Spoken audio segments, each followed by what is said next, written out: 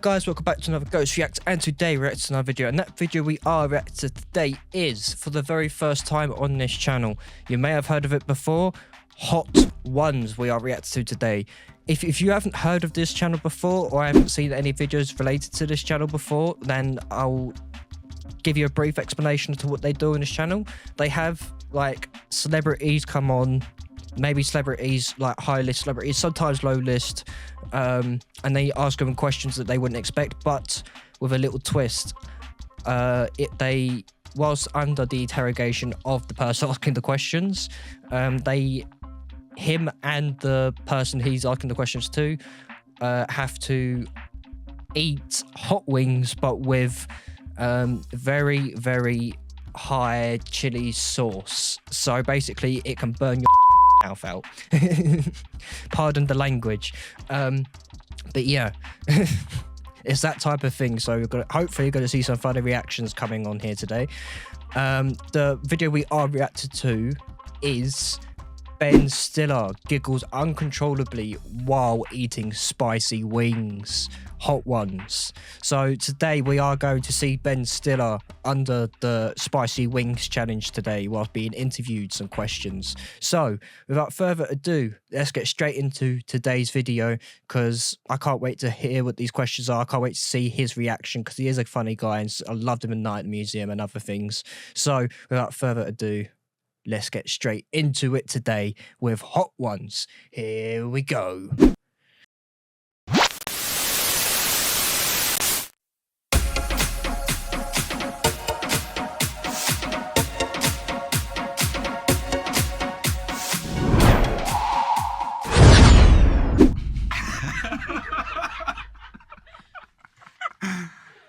Oh, now I understand the show. Yeah.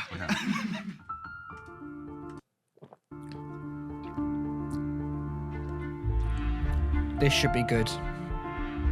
Hey, what's going on, everybody? For First We Feast, I'm Sean Evans, and you're watching Hot Ones. It's the show with hot questions and even hotter wings. And today we're joined by Ben Stiller. He's a comedy icon, an actor and director who's graced the screen for more than 3 decades. You can catch him starring in the upcoming holiday comedy Nutcracker, scheduled to be released on Hulu and Disney Plus November 29th. And at long last, the Emmy Award-winning acclaimed hit Severance returns for Season 2 January 17th on Apple TV+. Ben Stiller, welcome to the show. Thanks, man. Great to be here. What's your mindset like going into this interview? Are you a hot sauce person by nature? I'm not, but I'm also game and excited for what's going to happen, and maybe I'll do. This good. should be quite good. I think you will. I can see it in your eyes right now, Ben. And I'm gonna keep going. I'm gonna go. I guess you have to go all the way through, right? You have to. So I'm gonna go through it. All right. Well, you don't have to, but yeah.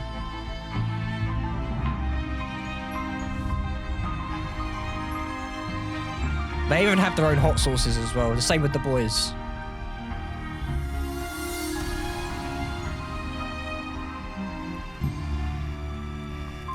First we feast. Seeing what the baseline is here. And already. Calibrating it. I'm realizing what the situation is. Classic, the original. Good. So I'm curious, what are the steps that go into setting the tone and vibe for a series like Severance? Like, it seems like such a difficult thing to coordinate, from the script to the performance to the aesthetic to the pace and all the other elements that drive a show like that. We're just beginning. It always for me was started in comedy, really, because it's sort of a workplace comedy, but it's also very, very strange and maybe a little bit scary. And then as the show developed, it got a little weirder and stranger and maybe less comedic than I'd originally thought it was. But I feel like that's always at the kind of the root of it is that workplace comedy. Kind of like, like shows like The Office or Parks and Rec. Those were shows for me that were sort of in the DNA of what the show was. Little dicks, big flavor. Kind of sweet. You kind of catch like a little cinnamon up front almost. Yes. And then kind of that fruity pear comes in. Oh. And then it does have like a little lasting heat on it, but look at you, Ben. Just a little kick, Little but kick, not too much. just a little kick. Yeah. Do you have an all-time most treasured Knicks moment to have experienced live? In the playoffs last season, that incredible Dante DiVincenzo shot against Philadelphia. I think it was the second game of the playoffs, second game against Philadelphia. Dante took the first shot, and then it came down, missed it, then came back around to him, and then he hit it. It was just so electric. And I was there with my son, so it was a great, father-son moment.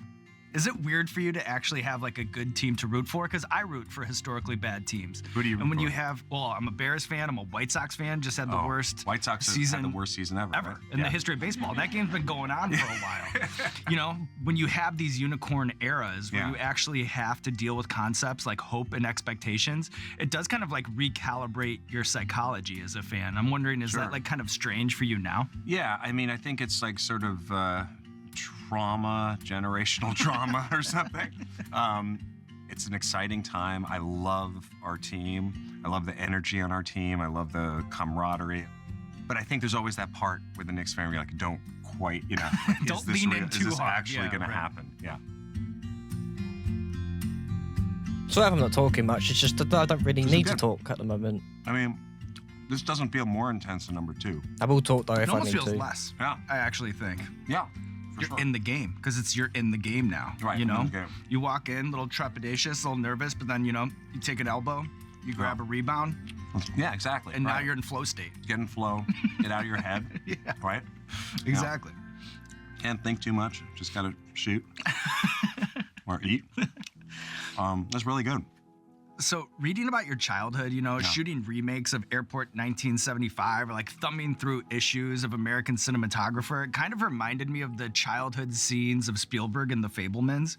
Do you remember your earliest memory of like knowing that you have a true love of filmmaking? I mean, I think back to getting the Super 8 camera that my dad got me. I started to just film stuff when I was about 8, 9, 10 with my friends. And growing up on the Upper West Side in the 70s, it was kind of rough and tumble. So we would do our kind of own versions of Retribution because I would sometimes get mugged as a kid. So we'd do these little sort of like Retribution stories. Happens to where everyone, I guess. Be like, I walk down the street and a kid like roughs me up, takes my money or whatever, and then runs away. And then I get my other friend and then we run after him and we just like pummel the hell out of him. Then we like would experiment with special effects and try doing things where you like make ourselves disappear or do double exposures or, all the stuff we'd be watching in the movies. And so it just became, it was like what I loved to do. And I kind of knew, I think, since I was like probably like 9 or 10, I was like, all right, I want to be a director. That's what I want to do. It's quite early to find out what you want to Am I do getting as well. too confident here? I feel like I'm getting a little too confident. Very early, in my opinion. Does it like take a big leap up? And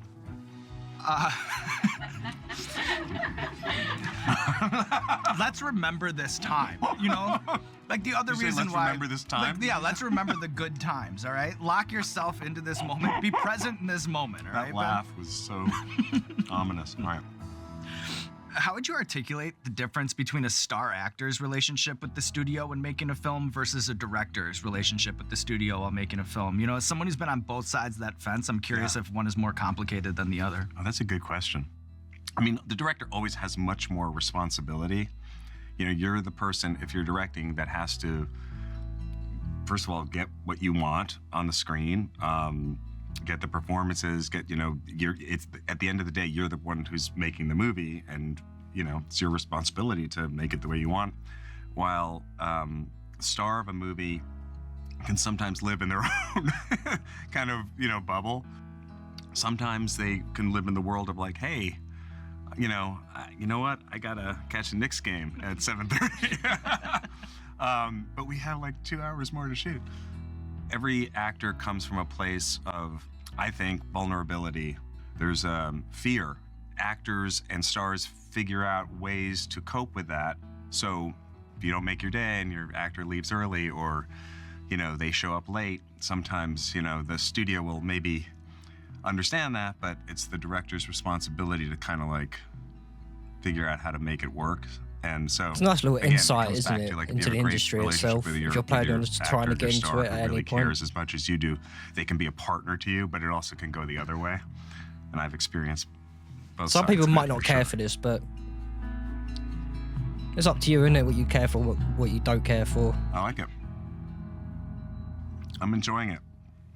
All right. I am too, I'm right enjoying along it. with you. Yeah. Hand in Yeah. hand. All right. Good. Through the gauntlet, Ben. Good. Is it true that the Motion Picture Association would not allow for the name fucker unless the filmmakers could prove Meet that there was parents. actually someone with that I love surname? this series. Oh, I think that is true. Yes. Yeah. It's 3 films. Because it was a PG-13, Trilogy. I think, and they thought it was too close to fucker. So they're like, Yeah. if you wanna clear this hurdle, you have to Yes. show us a photocopy of someone's driver's license. Yeah, with well, this surname. they have to clear names somehow. I don't understand how it works legally, honestly, but that something like that did happen. I also remember having to go to speak to the arbitration board when they wanted to give Zoolander an R rating. The goat orgy thing was something they didn't care for, no. or they didn't think it was wholesome enough. And it was just so ridiculous. The whole thing was so ridiculous, and I wrote like a little speech, and I had to, go through it all. You had to make the case. Yeah, and I think I had to talk about like other movies that had come out that had, worse things in them. And You had to cite comps. yeah, exactly. No, I mean, but this was a real thing. Yeah, it was no, it sounds it like was nerve-wracking because it was so important because we didn't want, when you have a comedy and you have jokes that work, the last thing you want to do is have to cut them for a rating.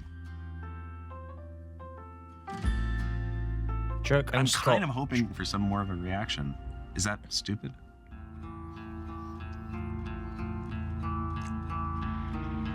Oh, the music's gone a bit ominous. Okay. The small of my back is starting to sweat a little bit. I'm just gonna be honest. Right, no, and Okay. I appreciate that kind of Yeah. transparency. Like Yeah. as we work our way through here, there's gonna be Yeah. a lot that goes on. So Okay. you just let me know. Give me the play-by-play. Up to this point, what are you thinking? Yeah. How are you assessing my ability to take in the hot sauce? Well, first off, I'm encouraged by it. Okay. Like you're in like an 80th percentile. Really? Right now. Okay. Yeah. Cool. So Now, I've seen worse people handle this.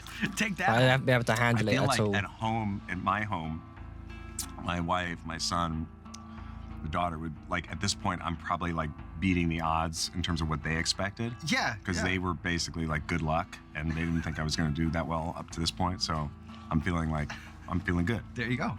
Okay. So, when Vince Vaughn was on the show, he made a really interesting point about how the lead in a broad comedy needs to maintain a level of credibility and a level of specificity, while the supporting characters can play more in the absurd. Yeah. Does that track for you? I think it's right. I think you do have to be grounded and have something for the audience to connect with in terms of something they can identify with, no matter how crazy the stuff is that's going on around you. And in Dodgeball, you look at Vince, he's playing super I straight. love Dodgeball. Almost defiantly. Such an so, iconic film. But then Vince also has that other thing, which is he just has an incredibly, For me anyway. unique and funny persona. Yeah. I grew And up he can watching films like improvise like that, nobody silly else. little Nobody can films. spin a phrase like it. Yeah, I saw him on the show here. He's he just talking about all those catchphrases over the years and things that those come out of him usually, and I don't know. It's fun to work with somebody who makes you laugh, all the time. The My Pepper nose is running a Ninja. little- No, a little hotter. Yeah. You don't have to wait for it, Yeah. Right, it's right there. Mhm. This is more like what I. It's doing think quite of well, if I'm being honest. when I think of spicy hot. Distracting from the meal a little bit. Them wings must taste so Exactly. nice. As a filmmaker, are test audience a force of good or a force of evil? Good question. They can be either, I think. I think a test audience is a good thing in that you watch the movie, and if for a comedy, you hear where they're laughing or where they're not laughing. Then the second part of it is they hand out questionnaires where they ask people, what did you like? What didn't you like? What part was slow for you? What character did you like? What character didn't you like? Those kinds of things can then get, then it becomes very subjective. But with studios, they do that because, they have a lot of money in the movie and they want to reach, but it can really end up, taking the uniqueness sometimes out of a movie. And the bomb. So many people Am I allowed hate to, this sauce. prophylactically Yeah. have some milk? Yeah, and I'll join you. Okay. This one might get him. He hasn't got a good taste to it either. I appreciate Just makes your you cough. Mirroring. being connected. Mm-hmm. Always. I tell you what though, he's I'll not follow you wherever leaving you anything want. on the thing, is he? He's like Take the going all wheel. out. Gotta eat it, right? Oh, he's Not too bad. sucking the sauce off of the fingers as well. I was not prepared for that. It kicks off after. It lingers. I feel invigorated. Yeah. Alive, baptized by the fire of the show. Yeah. Yeah.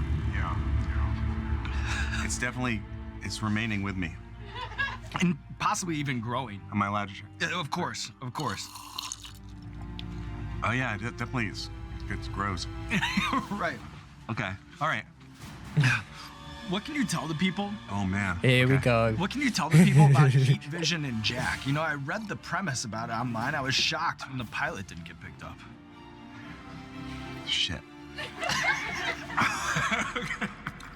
I'm kind of hoping for some more of a reaction.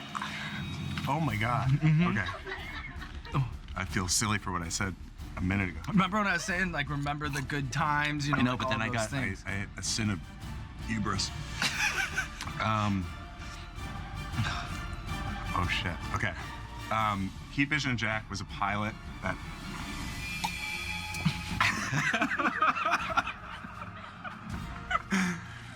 Oh, now I understand the show. Yeah. Is it pilot? You got to try and multitask as well, which is really annoying. Make no apologies. I'm going Was a through the pilot same that thing. I made. Yeah, with Rob Schraub and Dan Harmon, brilliant writers who came up with this crazy idea about an astronaut who flies too close to the sun, and so when the sun is up, his brain expands and he's the smartest man in the world. When the sun goes down, he's normal. That's Jack Black. And his best friend gets turned into a motorcycle. That's Owen Wilson. I don't know why they didn't pick it up.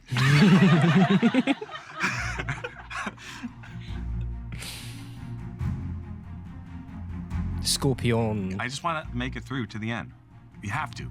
Here's some good news for you, 820,000 Ben. Schofields. Nothing is as spicy as that last wing. I have more good news. Would you like some ice cream right now? Yes. Yeah. We are always Oh my God. ready for you. All right. Does this mean like I'm weak or something? No, I'm Okay. gonna join you. You know, Oh my God, it's so good. how I don't think good ice cream helps, in does my ice opinion. cream taste after Debonnaire It makes your on the mouth go scenery? numb, in my Oh, opinion. this is great. Thank you. All right. I'm trying to figure out how to approach the last two. They're not as bad as the I mean, bomb let's take with one at a with time, the like Well, I'll intensity. follow your Okay. All right. approach. Is it time? If you're ready. Is it time?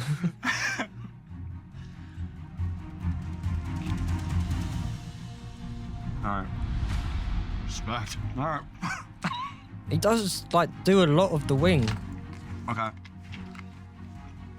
What's that one? Respect to that. So this is Arbol Scorpion. Not fun by any stretch of the imagination, but not the kind of instant violence of the last sauce. Okay, good. Yeah. The last one sort of had, I think, like a more of like a post, violent thing happening. Right, yeah. It's That's good. What's that? I know.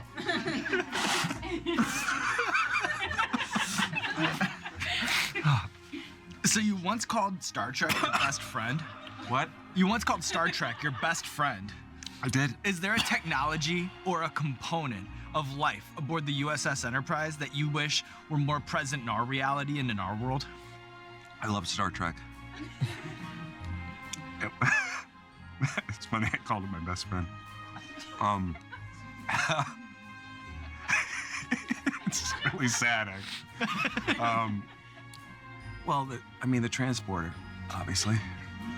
And then just to be on the bridge of the Enterprise with Captain Kirk and Mr. Spock. I just like all those characters.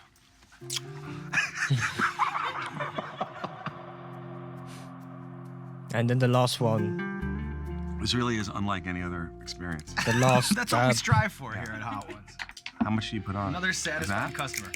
That is extremely. It's That's extremely aggressive. hot. That's aggressive? Yeah. Okay. Maybe just I do one of these.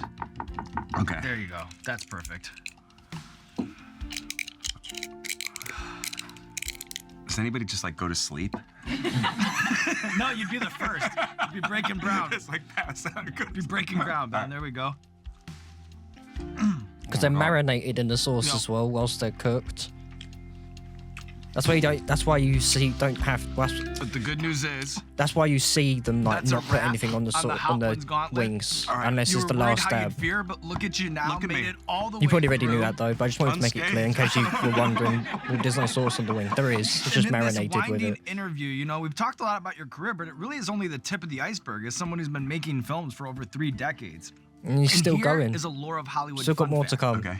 Did you know that Your Friends and Neighbors was the first ever movie reviewed on Rotten Tomatoes? No.